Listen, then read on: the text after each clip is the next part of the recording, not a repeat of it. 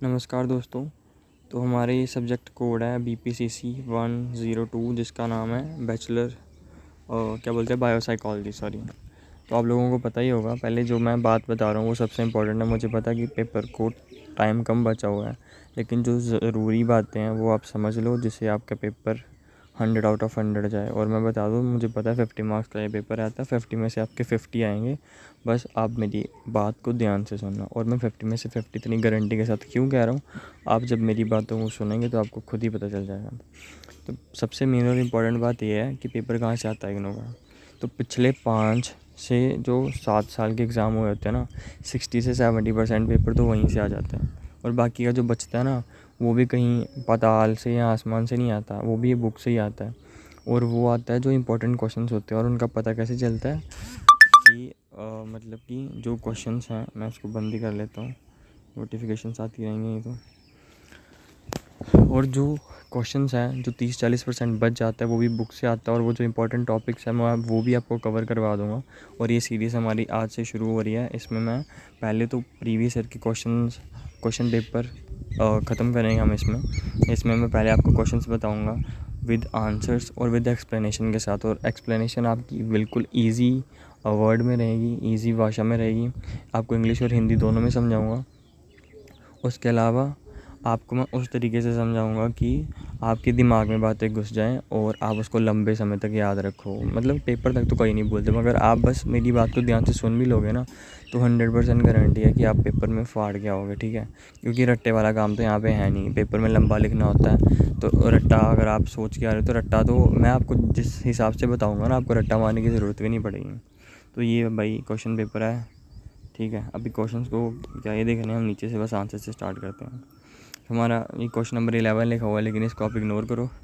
ये पहला क्वेश्चन था हमारा, describe the main methods use to study biopsychology. मैं आपको पहला क्वेश्चन पहले समझाऊंगा।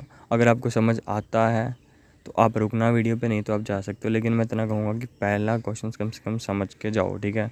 और मैं इतनी गारंटी से इतने दावे से क्यों कह रहा हूँ, जब आप सुनोगे समझोगे। और मेरी बात सुनो, यार ज़्यादा ना मतलब कि ऐसे अपना क्या बोलते हैं कि इनक्लाइन होने की ज़रूरत नहीं है नेगेटिविटी की तरफ।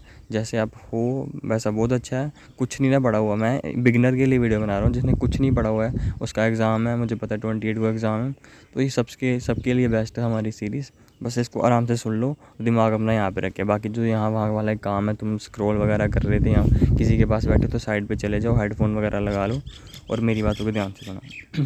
तो चलो फिर पहला क्वेश्चन हम शुरू करते हैं। Describe the main methods use to study biopsychology. Biopsychology को पढ़ने के लिए मेन मेथड क्या है जो यूज़ होते हैं। तो इसको सबसे पहले आपने एक्सप्लेनेशन लिखनी छोटी सी कि biopsychology studies the connection between the brain and behaviour. Biopsychology क्या है? कनेक्शन है ब्रेन और बिहेवियर का। क्या है? कनेक्शन है between brain and behaviour. To understand this psychologist use both invasive and non invasive method. और इस चीज़ को समझने के लिए साइकोलॉजिस्ट इन्वेजिव और नॉन इन्वेजिव दोनों मेथड यूज़ करते हैं। इन्वेजिव का मतलब है कि inside the body, non invasive का मतलब क्या है? आउटसाइड द बॉडी, ठीक है। एक्सटर्नल थिंग्स जो होती हैं, एक्सटर्नल्स वगैरह जो हमें दिखाई देती हैं वो गया नॉन इन्वेजिव, और जो हमें नहीं दिखाई देती वो होती है इन्वेजिव। मेन मेथड क्या है बायोसाइकोलॉजी के? पहला है लीजन स्टडीज़, मतलब कि डैमेज करना या रिमूव करना वो ब्रेन के पार्ट को, जिससे हम एनिमल की जो मतलब कि बिहेवियर है उसको स्टडी कर सकें। यानी डैमेजिंग और removing part of the brain in animals to study behaviour. Damage करना या रिमूव करना कोई पार्ट ब्रेन का, जिससे हम एनिमल या इंसान की जो बिहेवियर है उसको स्टडी कर सकें। एग्जांपल के लिए हम हिप्पोपोटामस होता है ना, उसको हम डैमेज कर देते हैं उसको। मतलब कि जो हिप्पोकैम्पस करके एक पार्ट होता है, आप बस ऐसे समझ लो कि कोई पार्ट है दिमाग का, डैमेज करना उसको, उससे पता चलता है कि हमारी मेमोरी लॉस हो गई है, ठीक है। उसके बाद है दूसरा हमारा EEG। ये आपको पता होगा शायद, जब हम मतलब दिमाग का टेस्ट करवाने जाते हैं कि ECG होता है वो हार्ट के लिए होता है, EEG ब्रेन के लिए होता है। ये मेज़र करता है इलेक्ट्रिकल एक्टिविटी ब्रेन की। और ये मतलब कि इलेक्ट्रिकल एक्टिविटी कौन करता है मेज़र? EEG करता है। किसको यूज़ करके? इलेक्ट्रोड को। और ये इलेक्ट्रोड कहाँ पे लगती है? हेड पे। और इसको यूज़ करते हैं स्लीप स्टडीज़ में, या फिर डिटेक्ट करने में, मतलब कि सीजर्स डिटेक्ट करने में। सीजर होता है दौरे वगैरह पड़ते हैं जिसको। नेक्स्ट है MRI, ठीक है। MRI या फिर FMRI। MRI की फुल फॉर्म होती है मैग्नेटिक रेजोनेंस इमेजिंग। और F लगा देते हो फंक्शनल मैग्नेटिक रेजोनेंस इमेजिंग। ये क्या करता है, विच ब्रेन पार्ट इज़ एक्टिव, ये बस इतना बताता है कि कौन सा ब्रेन का पार्ट है जो एक्टिव है मतलब कि ब्लड फ्लो के दौरान, इससे ये पता चलता है MRI से। एग्जांपल के लिए seeing which area lights up while solving math, मतलब कि हम देखते हैं कि कौन सा एरिया जो दिमाग का वो जिसकी लाइट अप हुई है जब कोई इंसान मैथ सॉल्व कर रहे हैं। उसके बाद होता है CT स्कैन। मतलब आपको ना बस ये याद रखना है, आप एक्सप्लेनेशन नहीं भी याद रखोगे ना, कुछ भी लिख के आ जाओगे तो चलेगा। आपको याद कैसे रखना है कि इन्होंने कहा है ना describe the main method to study biopsychology. पहले थोड़ा सा एक्सप्लेन कर देना कि बायोसाइकोलॉजी क्या होती है। बायोसाइकोलॉजी मतलब कि biopsychology basically means the study of the connection between brain and behaviour. बस आपको याद रखना है बायोसाइकोलॉजी क्या है, कनेक्शन है ब्रेन और बिहेवियर का। ठीक है, 2-3 बार दिमाग में याद रखोगे कि brain behaviour brain behaviour brain behaviour, B तो है यार, याद रह जाएगा कि बायोसाइकोलॉजी क्या है, connection between brain and behaviour. उसके बाद याद रख लेना, उन्होंने कहा ना मेन मेथड, तो मेन मेथड याद रख लेना है EEG। ठीक है, उसके बाद MRI CT स्कैन, इसके बारे में सबके मतलब आपको पता ही है। और ये जो 5-6 तो यहाँ पे मैंने लिखे हुए हैं, लेकिन आप इसमें से 3-4 भी करके आ जाओगे ना और उसको एक्सप्लेन कर दोगे, ठीक है, थोड़ा सा, तो वहीं से काम चल जाएगा। लेकिन मैं आपको सारे एक्सप्लेन कर देता हूँ आपको, जैसे ये हो गया स्टिमुलेशन स्टडीज़ हो गया, CT स्कैन, MRI, उसके बाद EEG। आपने बस ये चीज़ें याद कर लेनी है कि EEG क्या होता है, इसकी फुल फॉर्म क्या है और इनका काम क्या है। थोड़ा थोड़ा सा भी याद रख लोगे ना, एक एक एग्जांपल लिख के आ जाओगे तो आपके मतलब कि फुल बटा फुल मार्क्स कहीं नहीं है। उसके बाद हमारा PET स्कैन क्या होता है, इसकी फुल फॉर्म है पोसिट्रॉन एमिशन टोमोग्राफी। ठीक है, और अगर आपको नहीं भी याद आ रहा ना कि मतलब PET स्कैन आपने लिख लिया वहाँ पे, लेकिन आपको फुल फॉर्म नहीं याद आ रही, तो भी घबराना नहीं है, बस PT स्कैन लिख के आ जाओगे तो भी मार्क्स मिल जाएंगे। PT स्कैन क्या करता है, it uses radio active glucose to see brain activity. ये रेडियो एक्टिव ग्लूकोज को यूज़ करता है ब्रेन की एक्टिविटी देखने के लिए, और ये दिखाता है कि कौन सा पार्ट ज़्यादा काम कर रहा है और कौन सा कम कर रहा है। ये कौन करता है, PET स्कैन। आपने बस ये याद रख लेना कि PET स्कैन क्या करता है, shows which part are working more and which part are working less. उसके बाद आ गया स्टिमुलेशन स्टडीज़। ये स्पेसिफिक पार्ट है ब्रेन का जो स्टिमुलेट होता है विद इलेक्ट्रिसिटी। और अभी मैंने 6 एक्सप्लेन कर दिए आपको, आप इसमें से 3 भी करके आ जाओगे ना तो भी कोई दिक्कत नहीं है। और ये तरीका बताया हुआ लिखने का, लेकिन मैं आपको लास्ट में एक्सप्लेन कर दूँगा। नेक्स्ट क्वेश्चन है हमारा न्यूरोट्रांसमीटर क्या होते हैं, उनके फंक्शन क्या हैं, और न्यूरोप्लास्टिक रिस्पॉन्सेस को डिस्कस करो। और पहले वाला अगर आपको टफ़ लग रहा है ना, एक्चुअल में टफ़ था वो, उसके मेथड्स वगैरह EEG PET स्कैन करके अगर आपको नहीं भी याद रहता तो उसको स्किप कर दो यार। वहाँ पे आपको 8 क्वेश्चन आएंगे, 8 में से आपने 5 करने हैं, तो कोई दिक्कत वाली बात नहीं है। तो नेक्स्ट क्वेश्चन है हमारा न्यूरोट्रांसमीटर क्या होते हैं। तो न्यूरोट्रांसमीटर वो केमिकल मैसेंजर होता है, आपने बस याद रख लेना न्यूरोट्रांसमीटर केमिकल मैसेंजर होते हैं जो कैरी करते हैं सिग्नल। ठीक है, क्या याद रखना उन्होंने आपने कि न्यूरोट्रांसमीटर केमिकल मैसेंजर होते हैं जो सिग्नल को कैरी करते हैं बिटवीन न्यूरॉन। मतलब क्या मतलब हो गया इसका कि जो न्यूरोट्रांसमीटर होते हैं वो क्या करते हैं, सिग्नल को कैरी करते हैं न्यूरॉन्स के बीच में, और ये ट्रैवल करते हैं साइनैप्स के बीच में। दे ट्रैवल थ्रू द साइनैप्स। अब साइनैप क्या है, एक न्यूरॉन है आपके दिमाग में, फिर दूसरा है, और जो 2 न्यूरॉन है ना उनके बीच में जो गैप बचता है उसको हम साइनैप्स कहते हैं। ठीक है, और ये साइनैप्स के थ्रू ट्रैवल करते हैं। तो आपको याद हो गया कि न्यूरोट्रांसमीटर क्या है, ये केमिकल मैसेंजर हैं जो कैरी करते हैं सिग्नल बिटवीन न्यूरॉन, और ये ट्रैवल कहाँ से करते हैं, दे ट्रैवल थ्रू द साइनैप्स। और साइनैप्स क्या होता है, न्यूरॉन्स के बीच का गैप। हो गया याद, है कोई टफ, इजी है यार, बस आप ध्यान से सुनते रहो जो मैं कह रहा हूँ। अब न्यूरोट्रांसमीटर जो हैं उनके मेन फंक्शंस क्या हैं। ठीक है, neurotransmitter function imbalance effect. Dopamine का नाम सुना ना, कितना फेमस है इंस्टाग्राम पे, आपने तो सुना ही होगा। डोपामिन कंट्रोल करता है मूवमेंट को, मोटिवेशन को और प्लेजर को भी। ठीक है, MMP याद रख लेना, जैसे MP मध्य प्रदेश है ना, MMP याद रख लेना। डोपामिन क्या कंट्रोल करता है, मोटिवेशन को, मूवमेंट को और प्लेजर को।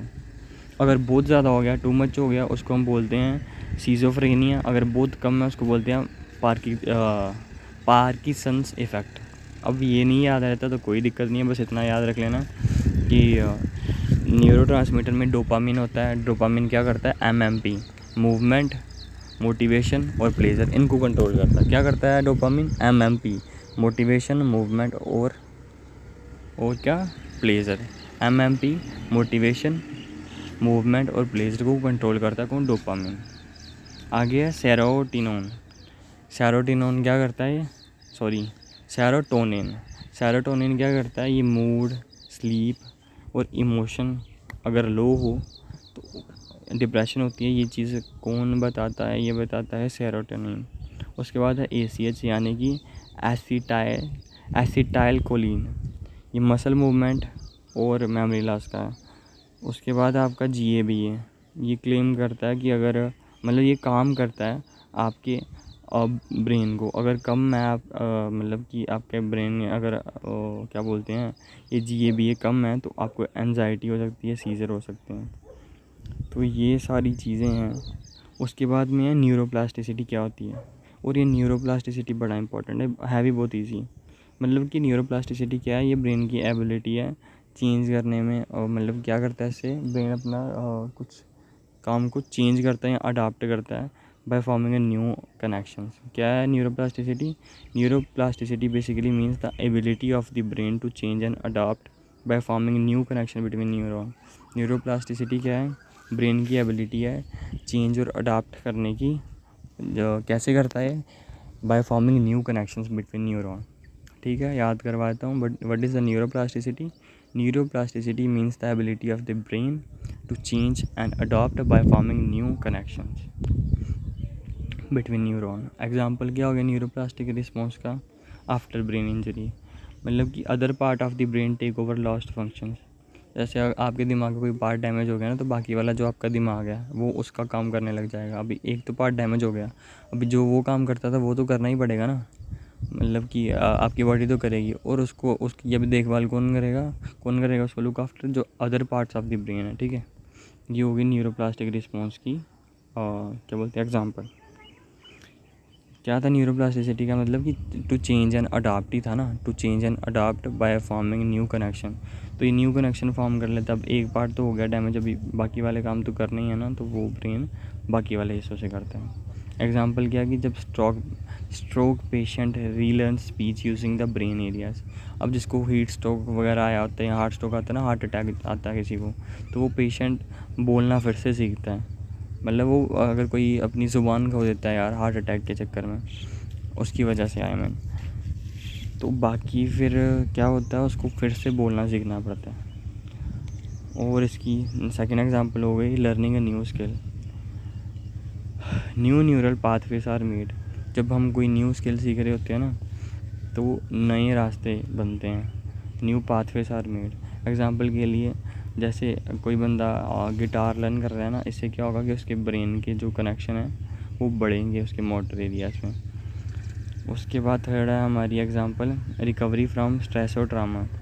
The brain can rewire and heal emotionally over time. अगर किसी को स्ट्रेस हो गई ना बहुत ज़्यादा, या फिर कोई ट्रॉमा में चला गया था, अब कोई बंदा लगा लो UPSC की तैयारी कर रहा था 3-4 साल से, उसका लास्ट मतलब सब कुछ सिलेक्ट हो जाता है वो, लेकिन लास्ट में उसका मेरिट में नंबर ही नहीं आता, तो फिर उसको स्ट्रेस वगैरह हो जाएगी। तो ये क्या कह रहा है कि मतलब हमारे दिमाग में इतनी पावर होती है कि वो हील कर लेता है और रीवायर कर लेता है कनेक्शंस को, जिससे बंदा क्या है कि इमोशनली हील हो जाता है ओवर टाइम के साथ साथ वो ठीक हो जाता है। उसके बाद है देखो, जब कोई भी क्वेश्चन लिखोगे ना तो लास्ट में कंक्लूजन देना मत भूलना। जहाँ पे भी तुम्हें लग रहा होगा कि वर्ड्स तुम्हारे कम पढ़ रहे हैं या तुम्हें इसकी लेंथ और बढ़ानी चाहिए, तो नीचे कंक्लूजन दे देना, कंक्लूड करके लिख देना या कंक्लूजन लिख देना। जैसे इस क्वेश्चन में लिखा होगा कि neuro transmitters help neurons communicate while neuroplasticity shows the brain power to adapt and recover. तो ये हो गया भाई साहब। नेक्स्ट क्वेश्चन है explain the structure of spinal cord with illustration and discuss its functions. हमें एक्सप्लेन करना है स्पाइनल कॉर्ड के स्ट्रक्चर को, इलस्ट्रेशन यानी कि उसकी डायग्राम भी देनी है, और उसके फंक्शंस बताने हैं इसके स्पाइनल कॉर्ड के। स्पाइनल कॉर्ड रीढ़ की हड्डी नहीं होती है, दिमाग के साथ अटैच हुई होती है स्पाइनल कॉर्ड, और दिमाग से लेके ना जहाँ तक आपकी रीढ़ की हड्डी जाती है ना, वो जो लास्ट मनका सा होता है आपका, होता है ना पेल्विस वाली साइड, पेल्विस समझते हो, आपकी जो लोअर बैक है ना, पीछे पीठ है जहाँ पे आपकी ख़त्म होती है, वहाँ तक होती है आपकी स्पाइनल कॉर्ड। उसको डिफाइन कैसे करेंगे हम? The spinal cord is a long tube like structure. देखो यहाँ पे इन्होंने अपनी ना मतलब कि क्या बोलते हैं, अपनी भाषा में लिखो इसको आंसर्स को, जो आपको जैसा अच्छा लगता है। मेरा काम है बस आपके दिमाग में डालना। अब वहाँ पे आपको जो समझ में आता है, जैसे समझ में आता है, जो ठीक लगता है वहाँ पे लिखाना। अब जैसे कि यहाँ पे मैंने लिखा हुआ कि स्पाइनल कॉर्ड क्या है कि ट्यूब लाइक स्ट्रक्चर है जो नर्व टिश्यू से बना होता है और ये ब्रेन स्टेम से बैकबोन तक जाता है। बैकबोन मतलब कि जहाँ तक बैकबोन का जो वर्टिब्रल कॉलम होता है ना वहाँ तक जाता है। It's a part of the CNS यानी कि central nervous system and acts like the highway of communication. और ये हाईवे की तरह एक्ट लगता है कम्युनिकेशन के लिए, क्योंकि स्पाइनल कॉर्ड ही करती है। अब आपको पता है रिफ्लेक्स एक्शन का, जब आप किसी मतलब कि बड़ी गर्म जगह पे टच कर देते हो गलती से, लगा लो कि कोई गैस चल रहा है आपका, ठीक है, या फिर आग है। अब हम सर्दी में आग सेकते हैं ना, तो वहाँ पे जब हम अपने हाथ आगे कर देते हैं तो अपने आप ही हम मतलब इंस्टेंटली पीछे कर लेते हैं। उसके लिए हमें दिमाग नहीं लगाना पड़ता, वो अपने आप ही पीछे हो जाता है। तो वो उस चीज़ को बोलते हैं रिफ्लेक्स एक्शन। और ये होता है नर्व सेल्स की वजह से जो कि होते हैं स्पाइनल कॉर्ड्स में, ठीक है। आगे हम पढ़ते हैं स्ट्रक्चर क्या है स्पाइनल कॉर्ड का। तो इसके ना यार मतलब टफ है यहाँ पे वर्ड्स, लेकिन आपको ना बस 3 याद कर लेना है। एक ये वर्टिब्रे, उसके बाद मेनिंगस, उसके बाद सेरेब्रो स्पाइनल फ्लूइड, ठीक है, CSF या फिर सेरेब्रो स्पाइनल फ्लूइड। अब वर्टिब्रे क्या है, ये बोन्स है स्पाइन की। और क्या बोलते हैं इसको, मेनिंगस क्या है, मेनिंगस है मेम्ब्रेन्स।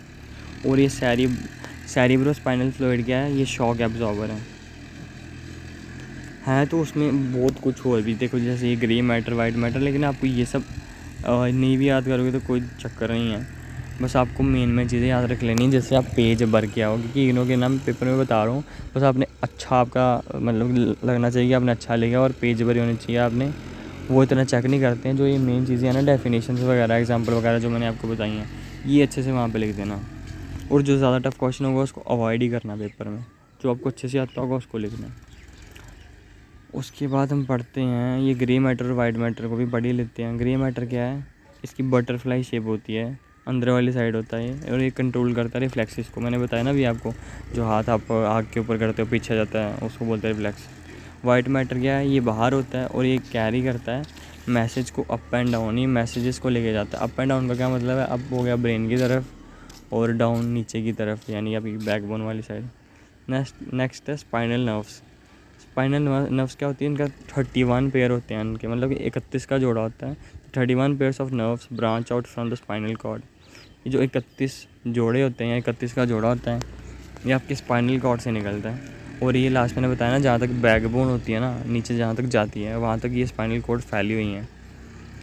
और इनका काम क्या है स्पाइनल नर्व्स का, these carry sensory and motor information to the body and from the body. ये क्या करती हैं कि सेंसरी और मोटर इन्फॉर्मेशन को कैरी करते हैं, मतलब अपनी बॉडी से बॉडी तक की यार, क्योंकि दिमाग भी बॉडी है और नीचे वाला जो आपकी लोअर बैक वो भी बॉडी है, तो बॉडी टू बॉडी करती है। और आप ऐसे भी लिख सकते हो कि टू का स्लैश डाल के, to the body from the body. अब है फंक्शन क्या है स्पाइनल कॉर्ड के, सबसे पहला तो है कम्युनिकेशन लिंक। ये कैरी करता है सेंसरी इन्फॉर्मेशन को बॉडी से और ब्रेन तक ले जाता है, और कैरी करता है मोटर कमांड को ब्रेन से बॉडी तक। अब देखो सेंसरी इन्फॉर्मेशन है ना, वो जाती है बॉडी टू ब्रेन, और जो मोटर कमांड है ना, यानी कि जो कमांड है कमांडर को ना यहाँ पे ब्रेन, तो ब्रेन कमांड करता है बॉडी को। अब ये सेंसरी इन्फॉर्मेशन क्या होगी, जैसे हमारा हाथ जल रहा है, अगर मैंने बताया आग वाला, या फिर आपके हाथ पे हथौड़ा बज गया, ऐसा कुछ भी होता है आपको जिससे पेन फील होती है, तो वो सेंसरी इन्फॉर्मेशन है। वो आपकी बॉडी है ना, हाथ आपका बॉडी है, पैर बॉडी है, तो ये बॉडी टू ब्रेन तक जाती है इन्फॉर्मेशन, इसको बोलते हैं हम सेंसरी इन्फॉर्मेशन। अब ये मोटर कमांड क्या है, और ये भी मतलब जो ये मोटर कमांड है जो स्पाइनल कॉर्ड कैरी कर रही है, ये ब्रेन टू बॉडी जा रही है। यानी कि जब आपका हाथ जल रहा है तो आपका ब्रेन बता रहा है कि भाई हाथ पीछे कर ले, उसी टाइम रिफ्लेक्स एक्शन हो रहा है। तो ये कौन कमांड कर रहा है, ब्रेन। समझ में आ रहा है? अगर आ रहा है तो कमेंट में बताओ, और नेक्स्ट किसके लिए वीडियो चाहिए ये भी बता देना, ठीक है। और अगर कोई फ़ायदा हो रहा है ना मेरी वीडियो से, तो लाइक भी कर दिया करो, सब्सक्राइब भी कर दिया करो। और ये वाले अगर नोट्स चाहिए तो टेलीग्राम में, मतलब कि कमेंट बॉक्स और डिस्क्रिप्शन में लिंक होगा टेलीग्राम चैनल का, उसको ज्वाइन कर लेना। और वहाँ पे फ्री नोट्स पड़े हुए हैं, कोई चार्ज नहीं है, तो देख लेना, वहाँ से पढ़ लेना। उसके बाद क्या करता है, ये सपोर्ट हमारी मूवमेंट को भी सपोर्ट करता है, क्योंकि मैंने बताया ये बैकबोन तो है नहीं, लेकिन बैकबोन के साथ जुड़ा हुआ है स्पाइनल कॉर्ड हमारी। कैसे ये सपोर्ट करता है मूवमेंट को, it works with the brain to control voluntary movement. Voluntary movement वो होते हैं जो हम जानबूझ के खुद से करते हैं। इनवॉलेंट्री वो है कि जिसका हमें कोई पता नहीं, खुद हो जाती है। अभी एग्ज़ाम में पूछ देते हैं, इसलिए एक्सप्लेन कर रहा हूँ। इनवॉलेंट्री में हो गया जैसे आप सांस लेते हो, आपकी हार्ट बीट चलती है, ये इनवॉलेंट्री, क्योंकि यहाँ पे हमारा कोई कंट्रोल नहीं है, खुद ब खुद हो रहा है। और वॉलेंट्री वो है जैसे आप दौड़ रहे हो, वॉक कर रहे हो, खाना खा रहे हो, हंस रहे हो, बोल रहे हो, ये एक्शंस आप खुद करते हो, तो ये वॉलेंट्री मूवमेंट या वॉलेंट्री एक्शंस में आते हैं, जिसको कि भाई हमारी स्पाइनल कॉर्ड सपोर्ट करती है, मतलब हाँ सपोर्ट करती है एक्चुअल में। नेक्स्ट क्वेश्चन है हमारा, describe the structure and functions of the ANS। ये क्वेश्चन बहुत इंपॉर्टेंट है, पिछले पीक वाई क्यू मैंने देखा है 4-5 बार, ये बड़ा रिपीट होता है। मतलब अगर आप पिछले 10 साल को उठाओगे ना क्वेश्चन पेपर, तो ये बड़ा रिपीटेड है क्वेश्चन है। मतलब CNS, PNS और ANS, ये तीनों को पूछते हैं। CNS हो गया आपका सेंट्रल नर्वस सिस्टम, दिमाग वाला, स्पाइनल कॉर्ड वाला, और पेरिफेरल नर्वस सिस्टम यानी कि नर्व्स वाला आपका, और ये ANS यानी कि ऑटोनॉमिक नर्वस सिस्टम। तो पढ़ लेते हैं कि ये स्ट्रक्चर और उसका फंक्शन क्या होता है, मतलब ANS। तो ये तो पहले होगी ना आपकी स्पाइनल कॉर्ड, ये है ना रीढ़ की हड्डी आपकी, बैकबोन इसके साथ ही जुड़ी हुई है, लेकिन यहाँ पे ना वो नहीं दिखाया हुआ, ऐसे स्ट्रेट्स ही होती है ना, मतलब कि ऐसे ऐसे करके आपकी नर्व्स निकल रही होती हैं, वो यहाँ पे दिखानी चाहिए थी, वो नहीं दिखाई हुई। तो ये भाई ये जो इतना इतना पोर्शन दिख रहा है, इतना, इसको बोलते हैं सर्विकल वर्टिब्रे, जिसके बारे में पहले आपको मैंने बताया। और जो ये सेंटर वाला मिडिल पार्ट है, ये है थ्रोसिस वर्टिब्रे, और लास्ट वाला है लंबर वर्टिब्रे। और ये जो नीचे वाला पार्ट है इसको कहते हैं कोक्सिक्स, COCCYX। अब ये डायग्राम भी क्या पता आपको पूछने को क्या देगी, वो स्पाइनल कॉर्ड की बताओ, तो आप ये बना के आ सकते हो वहाँ पे। अच्छा, तो क्वेश्चन था हमारा स्ट्रक्चर और फंक्शंस किसके, ऑटोनॉमिक नर्वस सिस्टम के। तो ऑटोनॉमिक नर्वस सिस्टम पहले जान लेते हैं होता क्या है। ये PNS यानी कि पेरिफेरल नर्वस सिस्टम है ना हमारा, जो मैंने बताया नर्व्स वाला, स्पाइनल कॉर्ड से जो निकलती हैं, ब्रेन और स्पाइनल कॉर्ड से जो नर्व्स निकलती हैं, ये उसका पार्ट है। ये कंट्रोल करता है, ANS क्या करता है, कंट्रोल करता है हमारी इनवॉलेंट्री एक्शंस को, जिसके बारे में मैंने अभी आपको पहले बताया। हार्ट बीट, या फिर हम सांस लेते हैं, हमारी हार्ट बीट चलती है, हमारा खाना डाइजेस्ट होता है, तो ये हम खुद नहीं कर रहे होते, अपने आप हो रहा होता है। तो इस सब को कौन देखता है, ऑटोनॉमिक नर्वस सिस्टम। यहाँ पे लिखा हुआ things that happen without conscious control, without conscious control, जो हमें नहीं पता जिसके बारे में। अब स्ट्रक्चर जान लेते हैं, ठीक है, ANS का। पहले तो होता है ये सिंपैथेटिक नर्वस सिस्टम। अब सिंपैथेटिक क्या होता है, ये एक्टिवेट होता है बॉडी में कोई जब इमरजेंसी या फिर स्ट्रेसफुल सिचुएशन हो गई हो। और इसको ना सिंपैथेटिक नर्वस सिस्टम को हम फ्लाइट सिस्टम भी बोलते हैं।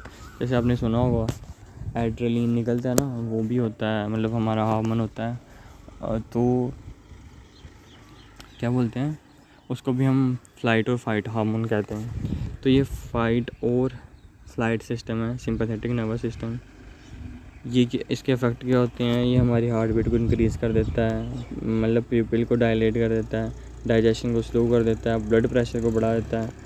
अब जैसे ही आपको पता चले कि भाई बिजली, मतलब आप देखते हो लैंडस्लाइड हो रही है, या फिर कोई डिज़ास्टर हो गया, या फिर आप मान लो आप प्लेन में बैठे थे, प्लेन का फ्यूल ख़त्म हो गया, प्लेन चल नहीं रहा, वो नीचे की तरफ जा रहा है, और आपको पता है कि अभी अगले 5-10 मिनट में, मतलब अगले 5-10 सेकंड में आपका काम ख़त्म है, यहाँ से आप नीचे गिर जाओगे, मर जाओगे। तो उस टाइम पे क्या होगा, आपकी हार्ट बीट इंक्रीज़ हो जाएगी, आपकी डाइजेशन स्लो हो जाएगी। तो ये सब काम कैसे होते हैं, ANS का जो ये पार्ट है सिंपैथेटिक नर्वस सिस्टम, इसकी वजह से होता है। दूसरा है पैरासिम्पैथेटिक नर्वस सिस्टम, या इसका काम उल्टा है उससे, और इसका अच्छा काम है भाई, ये अच्छा बंदा है। ये क्या करता है, आपकी बॉडी को काम करता है, शांत करता है आपकी बॉडी को, और आपकी मतलब आपको ना back to normal after stress, मतलब जब आपकी स्ट्रेस खत्म होने वाली है, जैसे कि आपका प्लेन, आपको लग रहा था आप गिर रहे हो, लेकिन आप नहीं गिर रहे, आप वापस से आपका जहाज़ ठीक हो गया और वो चलने लग गया ऊपर की तरफ, तो आपकी बॉडी काम हो जाएगी खुद ब खुद, आपको शांति महसूस होगी और आप नॉर्मल हो जाओगे स्ट्रेस ख़त्म होने के बाद। और इसको हम रेस्ट एंड डाइजेस्ट सिस्टम भी बोलते हैं, ठीक है। और इसके इफ़ेक्ट क्या हैं, ये जो वो बढ़ाता था, ये स्लो करता है हार्ट बीट को, और ये मतलब कि कंस्ट्रिक्ट करता है प्यूपल को, और वो डाइजेशन को स्लो करता था, ये स्टिमुलेट करता है डाइजेशन को, वो ब्लड प्रेशर बढ़ाता था, ये कम करता है ब्लड प्रेशर को। तो ये डिफरेंस है पैरासिम्पैथेटिक का और सिंपैथेटिक नर्वस सिस्टम में। फिर से देख लेते हैं सिंपैथेटिक नर्वस सिस्टम क्या है।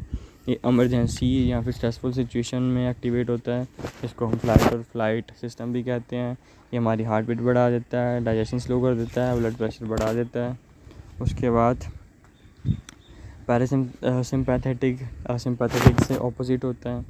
इसको हम रेस्ट और डाइजेस्ट सिस्टम भी बोलते हैं। ये हमारी मतलब कि सिंपैथेटिक जो नर्वस सिस्टम है वो हमारी बॉडी को काम नहीं करता था, वो हमारी बॉडी को क्या करता था, इमरजेंसी या फिर स्ट्रेसफुल सिचुएशन में वो एक्टिवेट होता था। लेकिन जो पैरासिम्पैथेटिक है ये हमारी बॉडी को शांत करता है। आपको अगर वीडियो लंबी लग रही है तो मैं यही कहूँगा क्योंकि आपके दिमाग में एक एक चीज़ें जा रही हैं, आपको सब कुछ समझ में आ रहा है। जब ये वीडियो ख़त्म होगी ना तो फ़ोन बंद करके अपनी नोटबुक पे लिखना, ठीक है, याद करके कि जो जो मैंने बताया था 70 से 80% बातें तो आपके दिमाग में घुस गई होंगी। उसके बाद फंक्शंस क्या है ANS के, ये मेंटेन करता है आपकी बॉडी के बैलेंस को। और जो हमारे वाइटल्स फंक्शन यानी कि जो हमारे ज़रूरी फंक्शन है ना बॉडी के, वो भी ANS देखता है। उसके बाद में ये हमारी इमरजेंसी में हेल्प करता है। ऑटोमेटिक कंट्रोल भी है, बिना हम सोचते भी नहीं है कि हम ऐसा करेंगे तो खुद ब खुद हो जाता है। अब मैंने बताया ना कि सबसे पहले ये मेंटेन करता है बॉडी के बैलेंस को, उसको हम बोलते हैं होम्योस्टैटिस।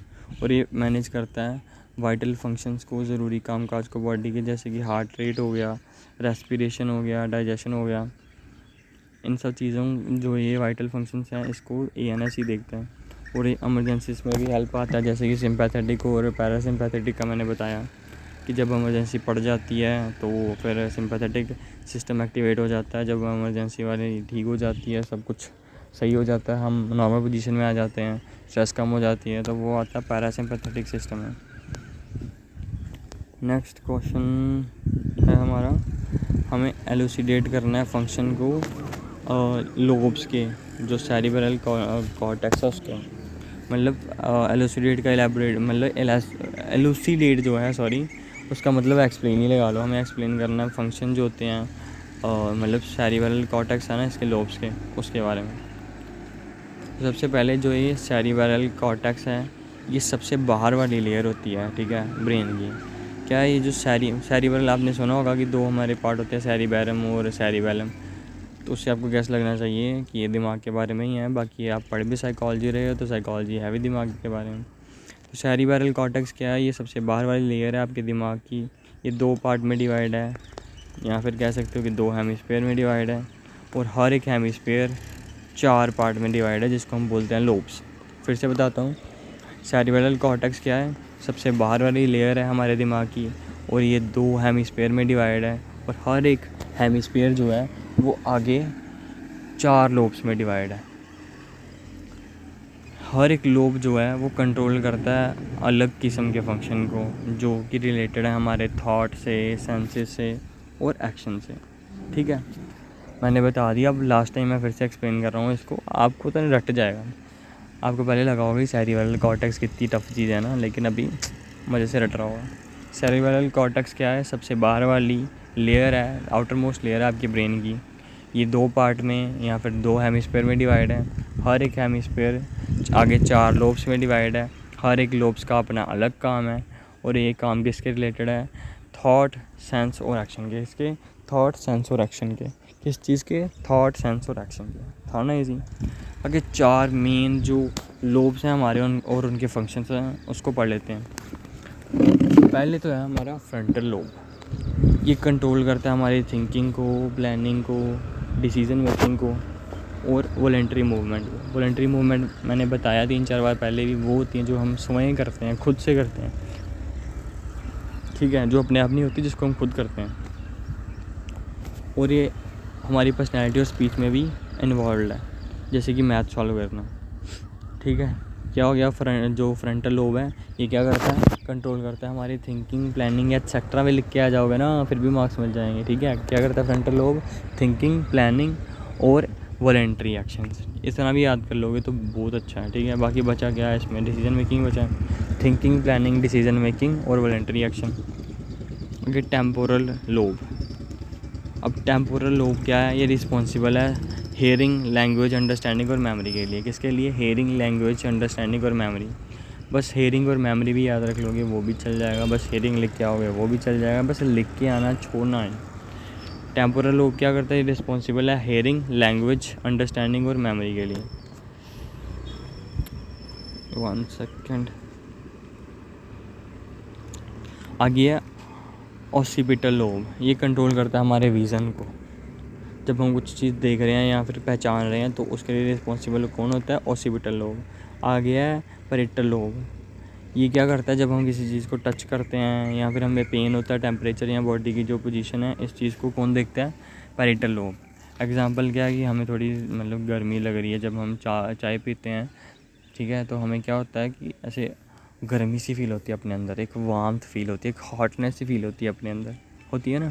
तो वो कौन देखता है? Parietal lobe. इसके बाद आ जाता है हमारा स्प्लिट ब्रेन।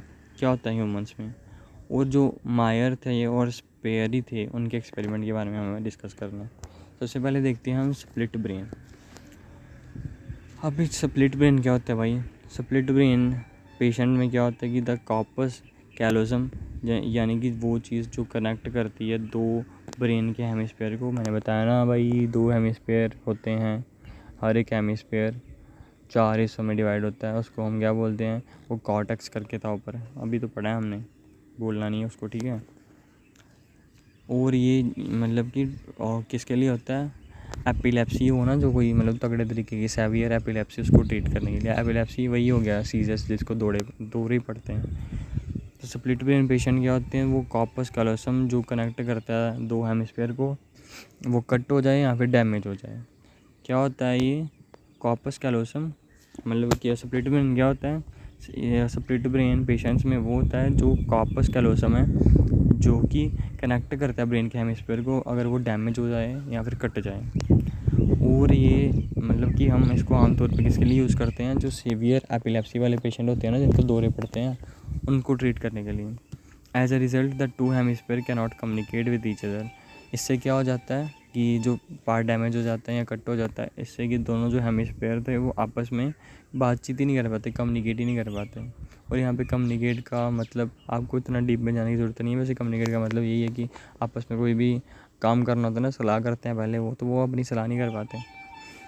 अफेक्ट क्या है ब्रेन स्प्लिट का? अगर किसी का ये पार्ट डैमेज हो जाता है, कौन सा पार्ट? अभी हमने पढ़ा कॉर्पस कैलोसम, यानी सीसी या फिर कॉर्पस कैलोसम। जब ये कॉर्पस कैलोसम कट हो जाता है तो इसके क्या इफ़ेक्ट है?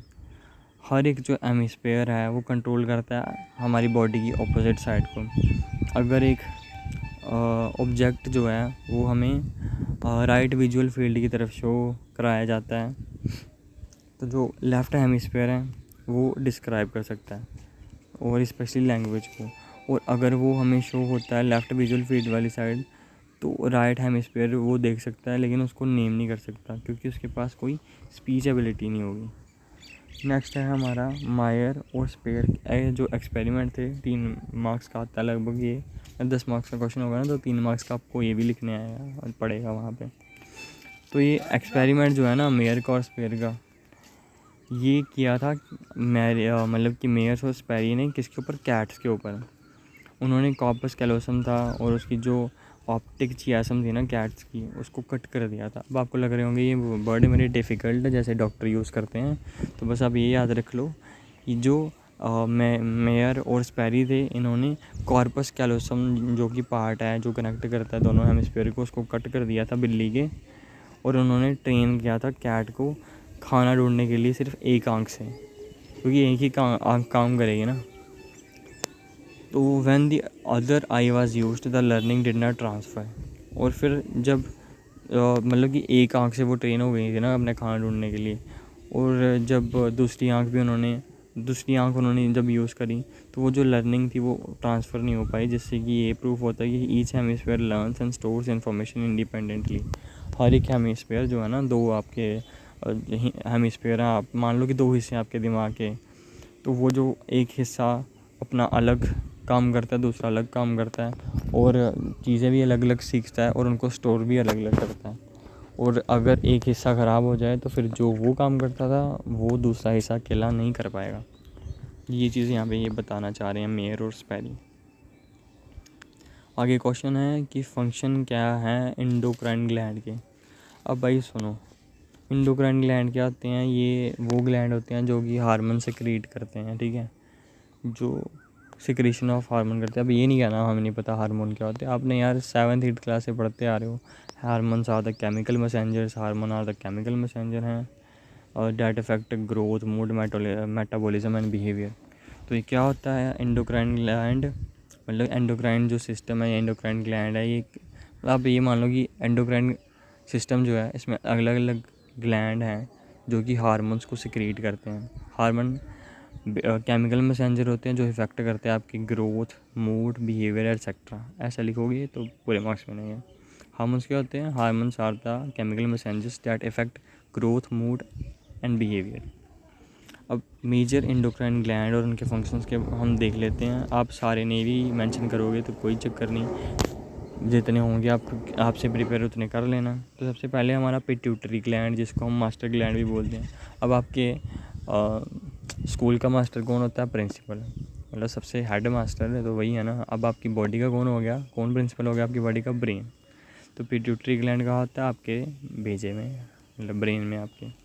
पिट्यूटरी ग्लैंड जो कि मास्टर ग्लैंड है, ये क्या करता है, किसके लिए रिस्पॉन्सिबल होता है? Growth hormone controls other glands और ग्रोथ। मतलब ये ग्रोथ हार्मोन है, एक तो आपकी ग्रोथ देखता है और ऊपर से ऊपर खुद तो है ही भाई ये ग्लैंड, ऊपर से बाकी वालों को भी यही कंट्रोल करता है। कहता है मैं मास्टर हूँ, मैं देखूँगा कौन करता है यहाँ पे पंगी और कौन नहीं करता। तो ये ग्रोथ के लिए भी रिस्पॉन्सिबल है और बाकी वालों को भी कंट्रोल करता है। थायराइड ग्लैंड आपके गले में होता है और ये मेटाबॉलिज्म और एनर्जी के लिए होता है रिस्पॉन्सिबल, उसको करता है ये रेगुलेट। और थायराइड ग्लैंड इंसुलिन करता है, इंसुलिन ही यार क्या बोलते हैं, आयोडीन करता है। मतलब कि आयोडीन की अगर कमी हो जाए ना तो गले में गॉइटर हो जाता है। तो वैसे इतना डीप जाने की ज़रूरत नहीं है, आप बस इतना समझो कि थायराइड क्या है। और थायराइड ग्लैंड जो है वो थायरोक्सिन रेगुलेट करता है जो कि मेटाबॉलिज्म और एनर्जी के लिए रिस्पॉन्सिबल है। एड्रेनल मैंने बताया आपको फाइट और फ्लाइट हार्मोन है, यहाँ पे लिखा भी हुआ है, मैंने आपको पहले भी बताया था।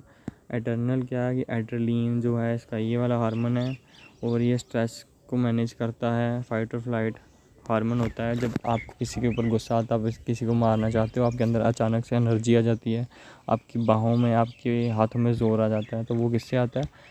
एड्रेनलिन हार्मोन की वजह से, जो कि कौन से ग्लैंड में है? एड्रेनल ग्लैंड में। आ गया पैनक्रियास। पैनक्रियास क्या सेक्रेट करता है, कौन सा हार्मोन? ये करता है insulin hormone.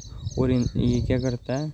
Blood sugar level control करता है। अब ये पैनक्रियास सही से काम नहीं कर रहा तो वो इंसुलिन नहीं इतना रिलीज़ कर पाएगा, जिससे क्या होगा कि शुगर बढ़ जाएगी, यानी कि डायबिटीज़ हो जाएगी। तो पैनक्रियास क्या करता है? इंसुलिन रिलीज़ करता है। इंसुलिन हार्मोन है which is secreted by the pancreas gland और ये कंट्रोल करता है ब्लड शुगर लेवल को। उसके बाद है गोनाड्स। गोनाड्स मेल्स में टेस्टिकल हो गए या फिर टेस्टिस हो गए, और वीमेन यानी फीमेल में होगी ओवरीज। ठीक है, क्या है गोनाड? टेस्टिस या ओवरीज। अब ये जो टेस्टिस हैं मेल के, वो करते हैं हार्मोन रिलीज टेस्टोस्टेरोन। याद रखना, ध्यान से सुनना, गलत नहीं लिख के आ जाना। जो मेल के ये गोनाड्स हैं यानी कि टेस्टिकल हैं या टेस्टिस हैं, वो करते हैं टेस्टोस्टेरोन रिलीज़। और जो फीमेल के हैं वो करते हैं एस्ट्रोजन। एस्ट्रोजन हो गया फीमेल वाला, टेस्टोस्टेरोन हो गया मेल वाला। और इनका क्या काम है? ये सेक्स के रिलेटेड जो चीज़ें हैं, कि सेक्स का मतलब सेक्स ट्रेट और बिहेवियर जो है, इनका काम ये है भाई। और ये जो पीनियल है इसको ना भी लिखोगे तो कोई दिक्कत नहीं है। आगे हम देखते हैं कि इंपॉर्टेंस क्या हार्मोन की। और मैं ये बता रहा हूँ, इनको रटना बिल्कुल नहीं, जो मैं बता रहा हूँ आपको बस इसको समझ लेना ऊपर से कि मैं बता क्या रहा हूँ, क्योंकि इतना टाइम नहीं है रटने का। बस समझ लेना मेरी बात को। नोट्स आपको ये वाले वीडियो रिपीट करके देख लेना चाहे, या फिर नोट्स आपको मिल जाएंगे टेलीग्राम पे, उससे पढ़ लेना। जो नहीं पता चलेगा वापस वीडियो देख लेना या वापस नोट्स से चेक कर लेना और खुद लिखने की कोशिश करना नोटबुक पे। रट्टा बिल्कुल नहीं मारा, और जो क्वेश्चन टफ लग रहे हैं उसको स्किप कर दो, ठीक है। बेसिक सी चीज़ है, जो जितना आपसे बनेगा वहाँ पे अगर आप स्किप भी कर दोगे ना इस टाइम पे टफ वाले क्वेश्चन, तो वहाँ पे आप अगर वहाँ पे आपको 5 क्वेश्चन करने हैं, फिर भी आप 3 या 4 वहाँ पे कर ही लोगे। और एक का तुक्के से कुछ भी लिख के आया ना, बस छोड़ना कुछ नहीं, क्योंकि वहाँ पे नेगेटिव मार्किंग नहीं है मेरे भाई। बात बता रहा हूँ मैं ये। और बहनों तुमको भी सेम ही है, तुम्हारे लिए भी कंडीशन। तो ये हो गया। आगे इंपॉर्टेंस हार्मोन की क्या है, मैं थक गया बोल के। जो ये हार्मोन है इनकी इंपॉर्टेंस क्या बिहेवियर के लिए? सबसे पहले तो आपकी मूड को इफ़ेक्ट करते हैं। अब आपको गुस्सा आता है, किसी पे प्यार आता है, तो ये किसकी वजह से होता है? हार्मोन्स के लिए। और किसी को लड़के अच्छे लगते हैं, मतलब लड़कियों को, लड़कों को लड़कियां लगती हैं टीनेज में, या फिर जब वो अडल्ट हो जाते हैं तो वो भी हार्मोन्स की वजह से ही होता है, वो इंसान खुद से नहीं कर रहा होता। तो आपको किसी पे प्यार आ रहा है तो ये आप ये नहीं समझना कि आपको सच में उससे प्यार है, या फिर आप पे किसी को आ रहा है तो समझ लेना कि हाँ वो तो सच में मुझे प्यार करता है या करते हैं। तो वो बस लव हार्मोन रिलीज़ हो रहे हैं, ऑक्सीटॉक्सिन निकल रहे हैं। साइकोलॉजी को समझो, ठीक है, ऐसे इन चक्कर में मत पड़ो। अच्छा, तो इंपॉर्टेंस क्या है हार्मोन की बिहेवियर में? सबसे पहले ये इफेक्ट करता है मूड को। अगर आपका लो होगा ना तो फिर कौन सा निकलेगा हार्मोन? सीरोटोनिन, और जिससे कि डिप्रेशन हो जाएगी बाबू राम, डिप्रेशन हो जाएगी आपको, डिप्रेशन। और ये कंट्रोल करता है रिएक्शन टू स्ट्रेस, जिसको मैंने बताया कि एड्रेनलिन कहते हैं। ये मतलब स्ट्रेस वाला कौन सा हार्मोन है आपका? एड्रेनलिन। या फिर लड़ाई करने वाला फाइट और फ्लाइट हार्मोन कौन सा है? एड्रेनलिन। हार्मोन से इफेक्ट करते हैं मूड को। आपकी लो हो जाए मूड तो फिर हो जाता है डिप्रेशन आपको। और इसके लिए कौन सा रिस्पॉन्सिबल है हार्मोन? सेरोटोनिन। और अगर ज़्यादा हो जाए आपके अंदर, मतलब कि मूड आपका बड़ा तगड़ा हो जाए, आप हाई फील करो, तो वो एड्रेनलिन है, ठीक है। और ये इन्फ्लुएंस करता है ग्रोथ को, प्यूबर्टी को। प्यूबर्टी की मैंने आपको एग्जांपल दे दी, क्या होता है प्यूबर्टी में? प्यार प्योर हो जाता है, तो वो भी हार्मोन करते हैं। उसके बाद आपका लड़ाई करने का मन करता है, या फिर ग्रोथ होती है आपकी, कुछ भी होता है ना, ये वाली चीज़ें समझ रहे हो, तो वो हार्मोन की वजह से होता है। और इतना ही नहीं है, लर्निंग और मेमोरी में भी हेल्प करते हैं, लेकिन इनडायरेक्टली। डायरेक्ट रोल नहीं होता इनका, इनडायरेक्ट रोल होता है। और कितने क्वेश्चन बचे हुए हैं मैं देख लूँ, उस हिसाब से फिर जल्दी जल्दी कंप्लीट करवाते हैं। बस इतना ही बचा हुआ है, कम ही है।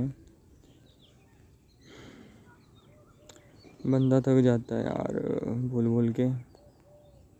और एक तो मेरा काम भी आपको दिमाग में डालने वाला है ना। कहाँ था हमारा क्वेश्चन, कौन सा कर रहे थे हम?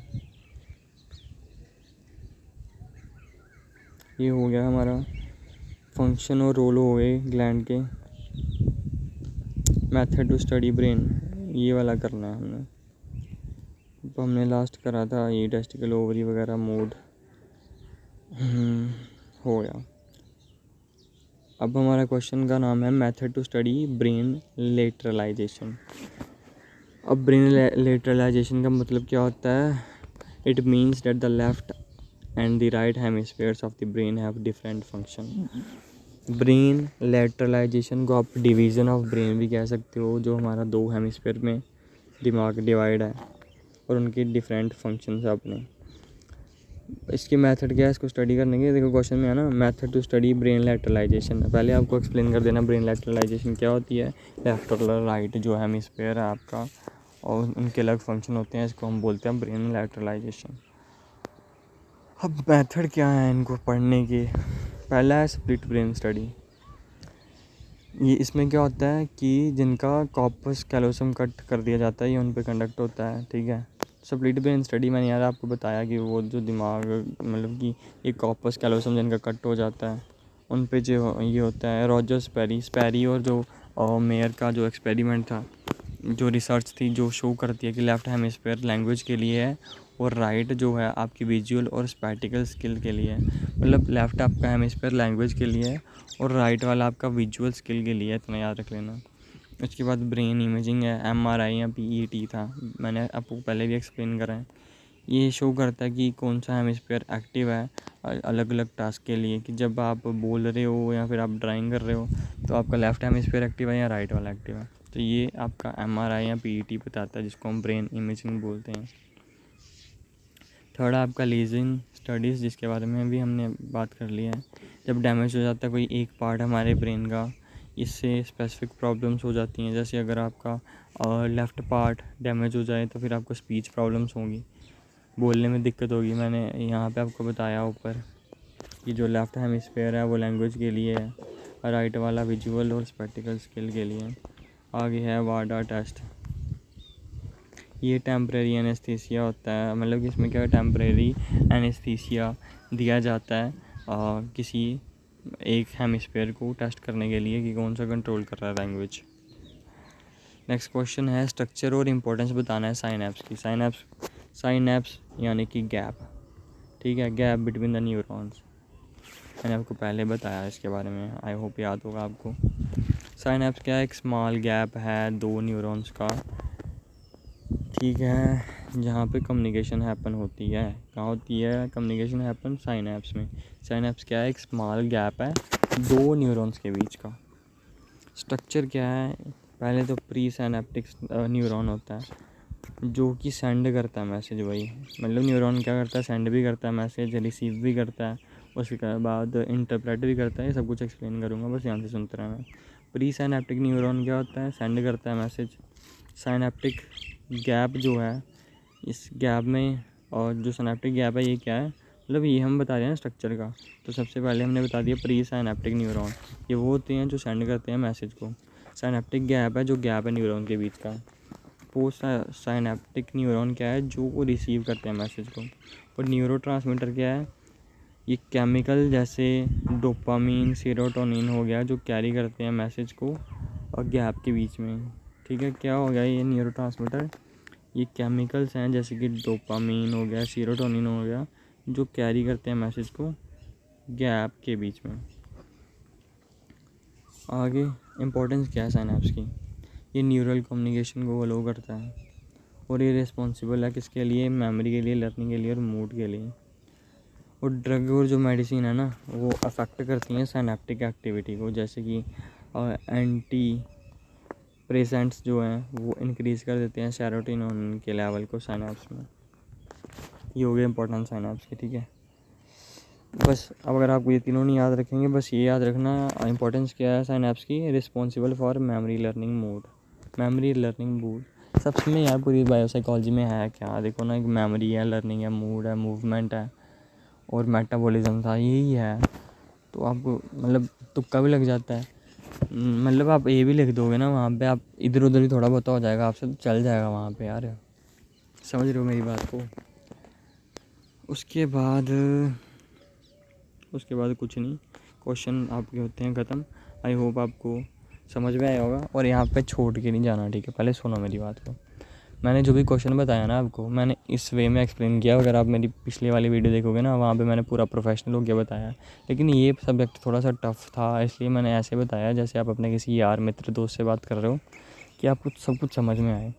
तो अभी इसको चाहे 1x मतलब कि 1.5x या 2x में फिर से देख लेना, जिससे क्या है कि आपकी दिमाग में असर पड़ेगा और आपको सारी चीज़ें क्लियर हो जाएंगी।